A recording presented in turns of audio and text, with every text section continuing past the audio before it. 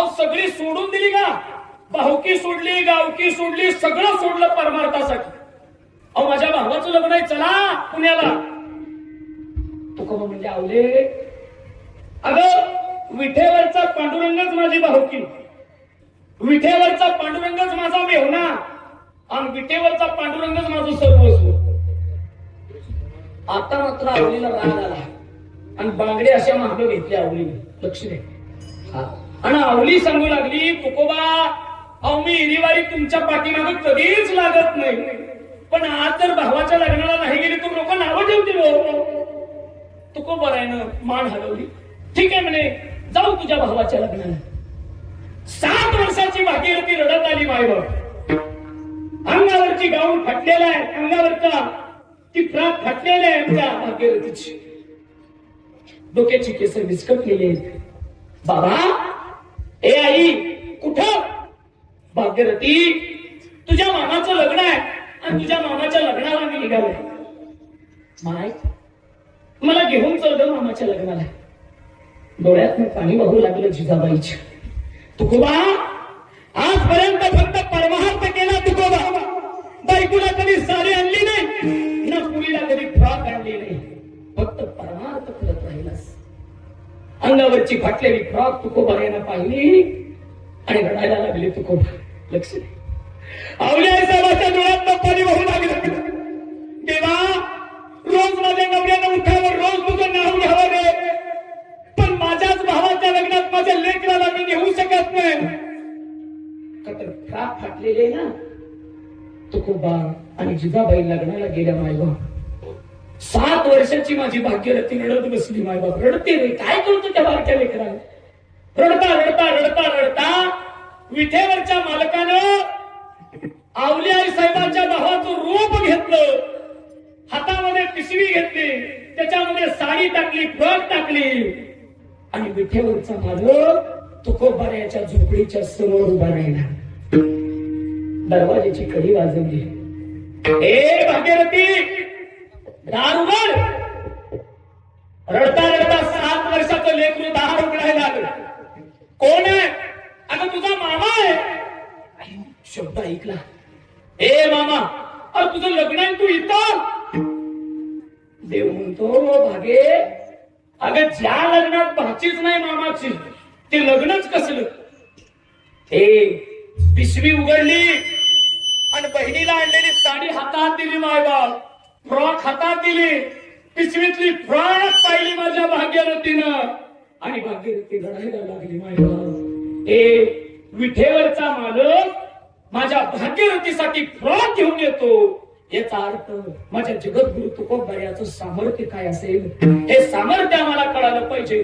काय तुकोबाऱ्याचे श्रीमंत आहे, गावाच्या बाहेर काढावं तुकोबारायाला, पण तुकोबाराया देवाला एका शब्दानं कधी बोलले नाही. पण एक दिवशी मात्र तुकोबाराया देवाला सांगू लागले, देवा अरे कोपरा पाटील गाव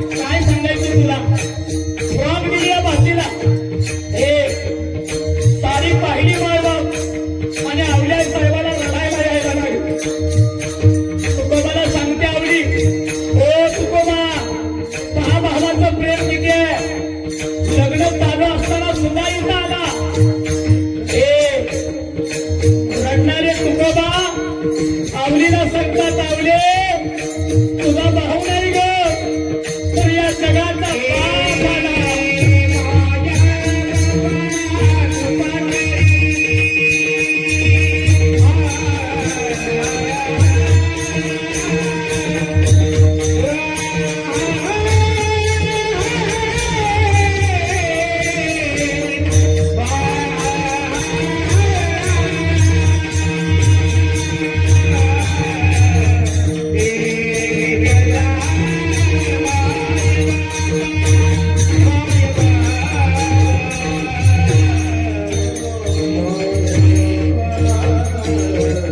रडणारे जगद्गुरु तुकोबाराय आपल्या पत्नीला सांगू लागले आवले तुझा भाव माझ्या दारात नाही आला पण जगाचा बाप माझ्या दारात आला. लक्ष द्या माझ्याकडे. तुकोबारायाची श्रीमंती नाही मायबाप पण तुकोबारायाकडे ज्ञान आहे आणि कधीही श्रीमंतीपेक्षा ज्ञान श्रेष्ठ असतं मायबाप.